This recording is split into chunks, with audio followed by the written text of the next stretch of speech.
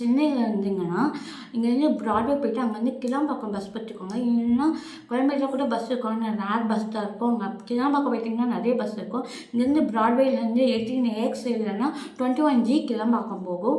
அந்த பஸ்ஸை எடுக்கோங்க. ஏறிண்டு இல்லைன்னா ட்ரெயின் கூட ஃபெசிலிட்டிஸ் இருக்குது. இங்கே சென்னை பீச் ஸ்டேஷன்லேருந்து ஈவினிங் ஒரு 4:10 ஆர் 6 o'clock ஒரு ட்ரெயின் இருக்குது. 2 ட்ரெயின் இருக்குது. அந்த ட்ரெயினை பிடிச்சிங்கன்னா நீங்கள் அங்கே போய் ரீச் ஆகிடலாம் ஒரு 4 to 5 ஹவர்ஸில்.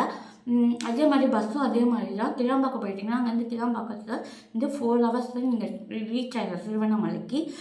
கோ டு கிளாம்பாக்கம் போகிறதுக்கு 18AX அண்ட் 21G இந்த 2 பஸ்ஸு பிடிச்சிங்கன்னா ப்ராட்வேலேருந்து நீங்கள் கிளாம்பாக்கம் போயிடலாம். கிளாம்பாக்கத்துலேருந்து திருவண்ணாமலைக்கு எனி டைம் பஸ்ஸு இருக்குது. நீங்கள் அந்த பஸ்ஸை ஏறிக்கலாம். 4 ஹவர்ஸ் நாங்கள் ரீச் ஆகிடும். ரீச் ஆனதுக்கப்புறம் அங்கேருந்து பர்வதமலைக்கு ஒரு பஸ்ஸு இருக்குது.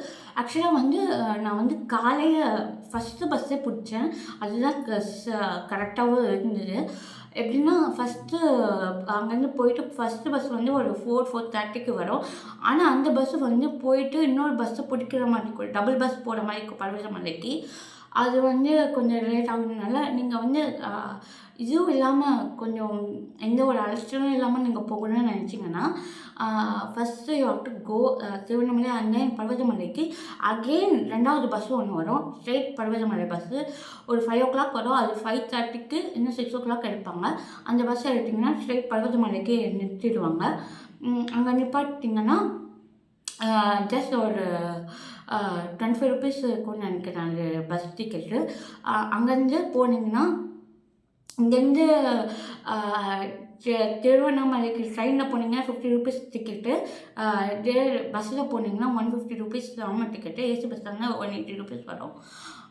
நீங்கள் இப்படி போயிட்டு அதுக்கப்புறம் பர்வதமலைக்கு 25 rupees டிக்கெட்டு. அதுக்கப்புறம் அங்கேருந்து பர்வதமலை ட்ரெக்கிங் ஸ்டார்ட் பண்ணுறதுக்கு அங்கேருந்து ஒரு 2 to 3 கிலோமீட்டர் நம்ம ஒரு 4 கிலோமீட்டர் நடந்து போகிற மாதிரி இருக்கும்.